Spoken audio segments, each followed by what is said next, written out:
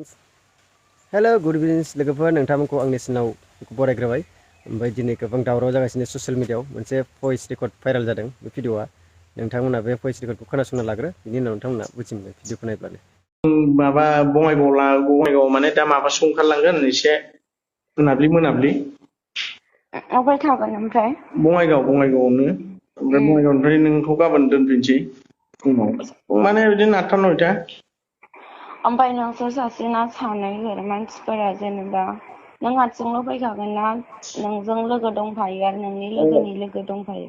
ओहो थांनायाव आंजों सासे लोगो थांफागोन ओमफ्राय नों थागोन साथाम माने आंनि लोगोआसो माबागोन आरोखि ना थागोन नोंजों ओमफ्राय बेनो आरोखि मानसियालाय माबायदि बोराय ना सेंग्रा? सेंग्रासो मा नाम? आयौ नाम साम नांजोबगौ उनाव लोगो मोनगोनब्रा दाहाय थांबा जागोन ना जाया दसजन 12 हो 12 बेसेबां 12 10 लादो दे उनाव लोगो मोनबाय थाखागोन ना ओमफ्राय माहाय थागोन ओमफ्राय जायगाया? बङाइगाव मा जायगाया बङाइगावनोथ' मा जायगा?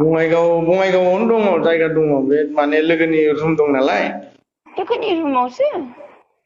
औ रुमाव रावबो थाया मालिक थाया नालाय लोगोनि रुमावसो थागोन बियो ओमफ्राय रुमावहाय मानसिफोर थाया आरो लोगो दिगि रावबो थाया? ओहो बिल्डिंसोखा हारसिंसो बे माबा थायो लोगोफोर थायोमोन नालाय लोगोफ्रा थाला आरोखि थांजोबगोन जों थांबा दिनै नोंसोर थांबा नामा?